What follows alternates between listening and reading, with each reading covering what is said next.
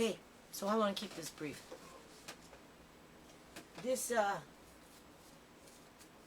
My visits have been canceled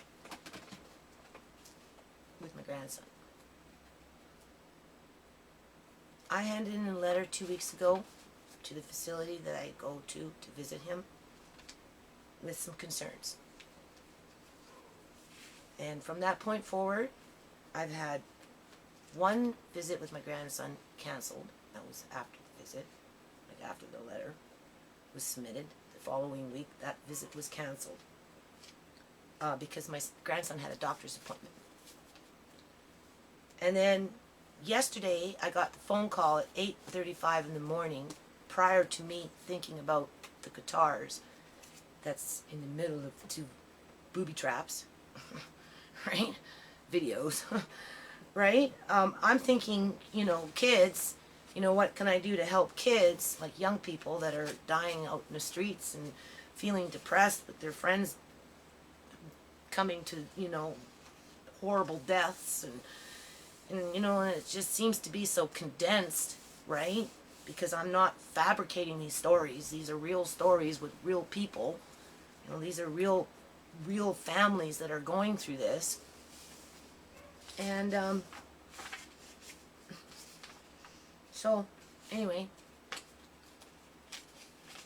I have to go to the social service office, right? Because, she called me in. We know what happens with that because you heard that through my dad. Well, anyway, I had an appointment to view my file today because I have a right to see my file, take notes, whatever. That's what I was informed. And last week when I went for my appointment with my grandson, because my dad didn't get the message quite right, and it wasn't confirmed with the social worker, and I'm not in speaking terms with the caregiver, right? I showed up at my regular time, and that's when I was informed that my visit had been canceled last week. And I said, okay, well, I'd like to see my file. He goes, oh, well, I'm busy right now. You can't see it right now. Come back another time.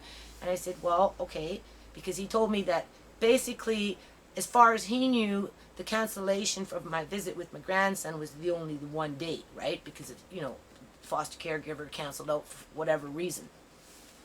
Okay.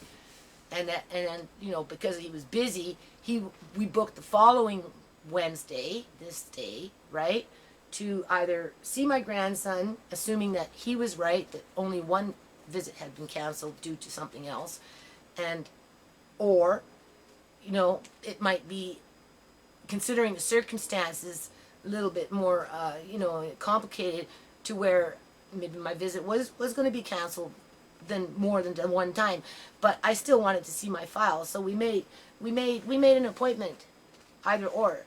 If my grandson was there, I'd see my file after the fact. If he wasn't there, I came in to see my file. So technically, if he was there, I wouldn't have seen my file until after 11 in the morning, because my appointments were at 10 in the morning. So when I showed up today, the little children were there, and this guy that's running the show, he was sitting there babysitting and waiting for the parent to come through, right? And they were late because there was a mix-up.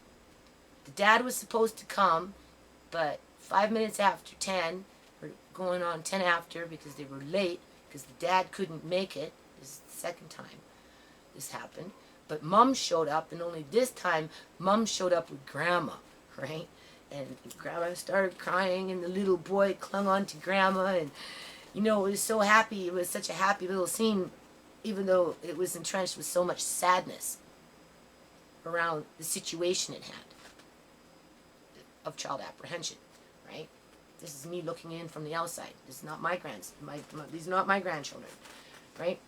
So by the time we get in and he settles me down, right, it's like going on quarter after 10, right? Because they were late. And then they talked, and he said, oh, well, if Dad can't come, but you're here now, sure, come on in. So they went in together, and they followed, and they went out into the the courtyard, right? And the mother tried to connect with me, and I'm like, well, just be careful, because they have a lot of lava rocks in there, and You know, there's spider season right now. This is spider season for some reason this year. It's so hot, and I know it sounds maybe preposterous, but you know, this radiation coming in from Fukushima across the water is blowing our way every day, and this stuff is ready to fall anytime, right? Spiders like that stuff. They can thrive in radioactive environments. So because I've never seen such a high density of spiders, just, you know, right? And I've lived in houses for a long time, but then it was a very hot summer, and they have lava rocks all over the place, plus these bushy trees with spiders. If you got them hanging, you got them crawling, right? And it's the ones that really crawl on the ground are the ones you have to worry about, right? So, you know, I'm trying to just, you know, and because he's off getting my file, right?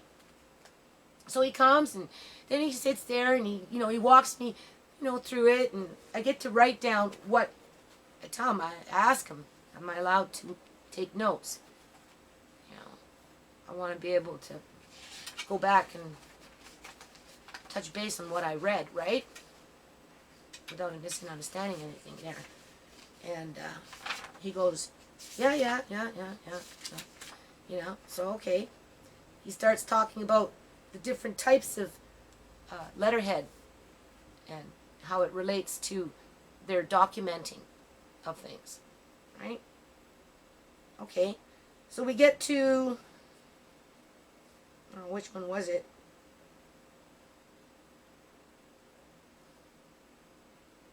Copy of intake paper, item number 2.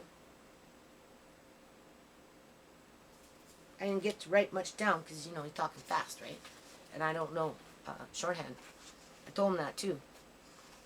And, but right away, right off the hop, I said, I didn't miss any appointments. Why does it mark there that I've missed something? Oh, well, you know, and I said, also too, why is there nothing written in that big blank space there to suggest that the caregiver was on her first or second holiday? Because she had 2 of them. She took 2 weeks off in July, and she took 2 weeks off in August, which extended into 3 weeks because of the way the days that she chose bumped me. Right? But there's nothing there to write that she had a vacation or whatever it is that she wants to write in there. On top of, one check said I missed a visit, which I never did. So of course oh well, this is insignificant internal paper, it doesn't really mean anything. It's not set in stone, you know, it's just something that, you know, blah. And I'm like, okay. Right? So then we move on, huh? So, you know, it's pushing time, right? Okay. And then he goes on to explain the other. There is 1, 2, 3, 4, 5, 6. 6 different letterheads in terms of forms, right? And how they put everything together for a final conclusion. And then, you know, so maybe we're going on by this time close to 10:30, right? Now you have to remember, I'm tired. Right? My eyes are sore because I'm always working. If I'm not working on this kind of stuff, which burns out my eyes, and I got to do some web pages, I got to do receipts, you know, I got to sort out other stuff, I got to read, and then I have to type it out. So my eyes are pretty tired. And then when I go outside, I'm working in a lot of dust and dirt and grime, right? So, you know, sometimes I get shit in my eyes because, you know, you're dealing with sand or whatever, right? So I'm going blind, really. People take advantage of that, right? So, you know, going on about 10:30 now. So he leaves me, and I'm looking at this stuff, and I'm like, okay, how do I tackle this problem? I've never had to be faced with having to defend myself or see what other people are saying about me that can adversely affect having my grandson come home for the rest of my family's life and the rest of his life, based on this small group of individuals that are monitoring me. So I think, okay, I'm not going to start from the first page. I'm going to start from the first visit. So I go to the bottom of the pile. I flip all the other pages over. I review it. I'm trying to think, right? So it's taking a little time because I don't want to sit there and write word for word. I want to be able to, people don't like to read. And the ones that do read a lot, it's not that we don't like to read. We're just tired of reading. I told this to the guy, right? So I have to figure out a way that, and I asked him too. I said, what qualifies these women that do this kind of stuff in terms of, their assessment as they, Andre! Whatever they do, right? They're not that bad. I mean, they're employed to do a job, right? I think the environment could be improved. It would be less stressful for the employees and for the parents and the children, but that's not where people's mindsets are at. Like, really. They like the spiders and the apples and, I said to the guy, you're the one, because I'm sorry, after the end, I'll tell you the story, right? So, it's like stupid. I live such a stupid fucking life, right? So anyway, okay, so I'm looking at this and I'm like, okay, but as I'm reading, now I'm trying to be neutral, right? Have a small chit chat, smile at the children, and ask a few questions about how they're educated and, keep it in perspective. Said that my son's, in college trying to get educated and, education is important, right? So, and then, I'm by myself and I'm looking at this and the first thing that just stands out and it just hits me is that right from the very beginning, within the first few sentences, like, honest to God, they took the word Nana and they denoted me by adding in a lowercase letter. I wanted to do a little wipeout board on this so you can see visually how it stands out, right? And then, as they went on to talk about the caregiver, put her with a capital N. She's a bigger Nana than me, right? It's not funny. It's just stress, right? Really, I'm laughing because if I'm not laughing, I'm going to be crying. I've been wanting to cry again all day, right? So, and I'm like, I'm writing this down now for word, and I'm like, okay, well, when you do something word for word and it's a quote, right, you put direct quote. So I wrote direct quote. Judy wants Andre to call her Nana. However, the foster, and that's in quotation with this little n, right? And little n-a, right? However, the foster parent states that Andre calls her Nana with the capital N, right? Judy does not like this and states that she is the real Nana. And then she does it again. She denotes my Nana. I know this sounds silly, right? And it is silly. Don't children usually have two grandmothers? I mean, if you really want to cut to the chase, in your typical nucleus family in the 60s, when Dad went to work and brought home the bacon and Mom cooked it, right? There was always the extended family in terms of the father's parents and the mother's parents. So the child was born with two grandparents, sets of grandparents.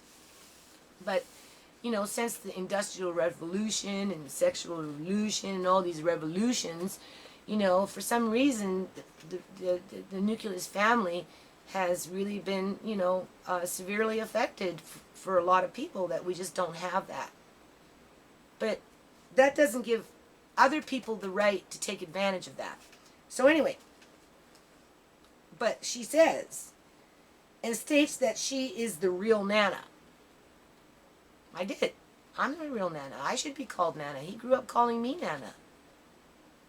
I was Nana before he was born.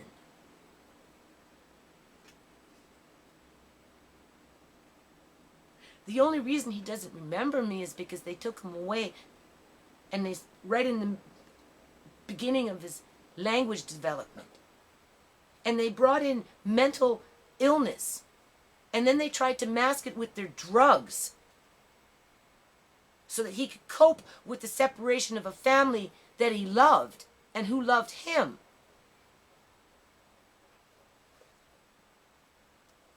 And it seems to be confirmed with the first few sentences, with the first report, as to who is the rightful Nana.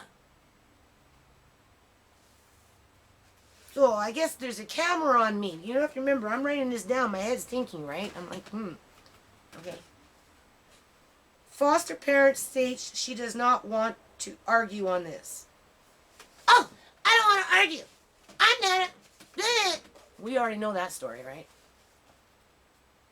Points of interest. Okay. Once I got to that point, points of interest, I didn't want to do quote for quote. Because, that's a lot of time. And you don't need to go that extent with it. Because it's supposed to be an unbiased, fair assessment. These people are supposed to be at complete arm's length to you. When you walk in through the door, whether you're guilty or not, okay, you're supposed to be treated as a client. Something that they fail to do with me. They may cater to the foster parent. It's obvious that they do that. And other foster parents. But in terms of people like me who complain about dirty toilets and stuff like that, no. But I'm trying to narrow it down because I know that I only have so much time, and I don't want to, drag it out anymore for my lawyer or anybody else that reads it, right? But I also don't want to just leave something behind and inform my own biased opinion. So I'm looking for the good and the bad, right? And I'm trying to narrow it down to, just short little blurbs, just the way people that read a lot like to read it sometimes. And they do it like this with bullets so that you can skim with it. That's fast reading, right? When you're good at it. So I'm struggling to put this down like this, right? And then I think, oh, light bulb moment.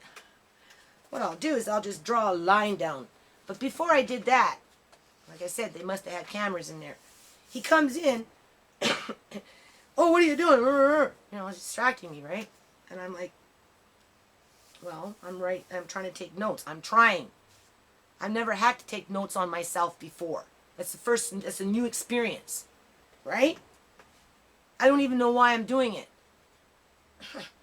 Other than, I have a right to, right? That's what I signed a paper saying I had a right to do that. People tell me I have a right to do that. So I pointed out to him, well, this is what I'm doing. And I showed him and I let him read it. And I even expressed, and then we had a little conversation back and forth about the Nana part. And he goes, this was no big deal. And I'm like, yeah, well, maybe it was a typo. We'll just take it for a typo, right? 2 times. And then we moved on. And then he left.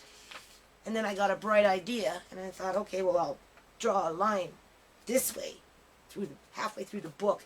On this side is the caregiver. And when she is referenced in my file and her reactions to whatever it is that she's participating in at that moment. And then on my side, how they list the activities. So at one point I got playtime resumes with educational, and that's when he walked in. I got 1, 2, 3, 4, 5, 6. I got to the 7th one on my list, right?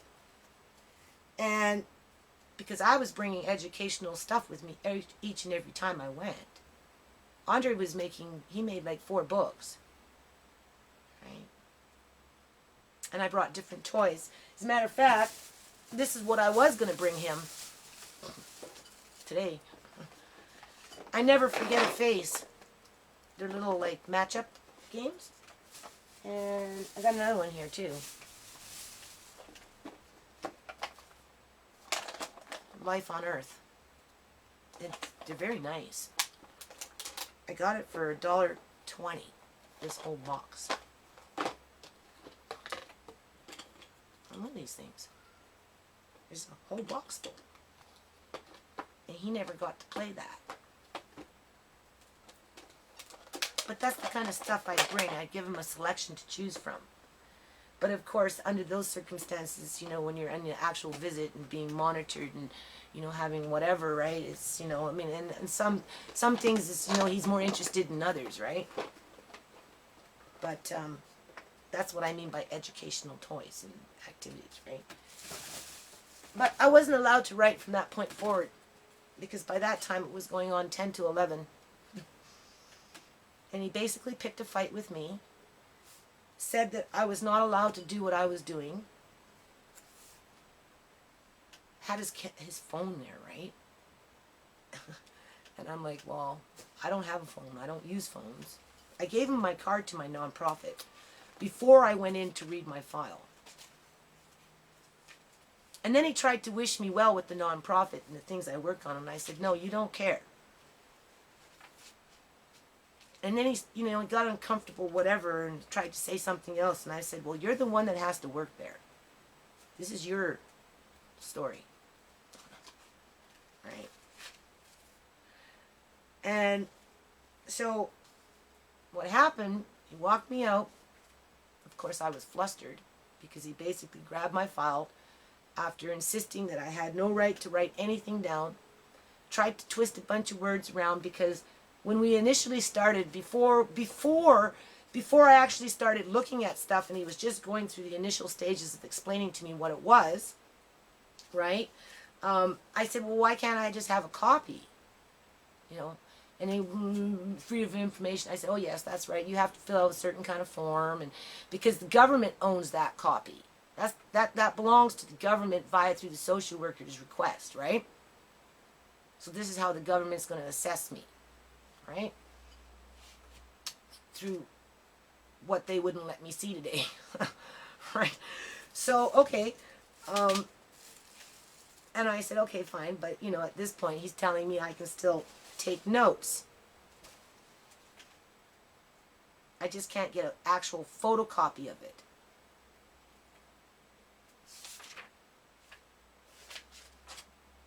And, he started throwing that at me. Well, you said you were just going to go freedom of information, blah, blah, blah. And I'm like, well, yeah, if I have to, you know, if I have to, for sure. Now I have to. Because I was trying to be as diplomatic about it as I possibly could. Okay? This riff that I'm going through right now with my grandson and my family and the people that want to stick themselves to this situation and overexert their authority over the lives of 7 people plus 8 with Andre. These guys, they're just a contract guy. You can get rid of them any day. Right? You know, they're just the janitor to the provincial government. You know, if you really want to take it there, right? What if their contract's not renewed? Oh, I know, they're a big organization. They have 70 programs plus 1. So that makes it okay, right? It makes it okay for the guy to be an asshole, right? And say, well, you said you were just going to, you said you're going to go get whatever, you know, freedom of information to get it all photocopied. I would have been perfectly content if I could have just sat there for an hour and teach myself shorthand. Because that's what I was trying to narrow it down to. I wasn't trying to be picky and choosy as to what information I was adding in or avoiding to put in. I wanted to just highlight the key areas where it wasn't plagiarism. But it made me feel comfortable with the program in terms of, yeah, the Minister of Children and Family Development does need to be aware that they've got toddlers going into these facilities because this isn't the first and the last facility that does this kind of stuff, right? And how many children are being terrorized by an oversized industrial toilet in a family-oriented setting that's artificial in nature, operating under high stress with freaking doors slamming every 5 minutes because the way they did the architect in that place, it's like, talk about a dungeon, man, with the door slamming, boom, boom. And then they got like 3-4 doors going at one time with people in and out constantly. Like, constantly. We didn't talk about that yet. And then you got the courtyard, right? With the janitor that only employed for 2 times a week. That's a funding problem. That's a funding problem. But that shouldn't affect me from getting the information that I need to be a functioning adult in this society, right? And try and remain respectful and productive. These are the conditions I work under.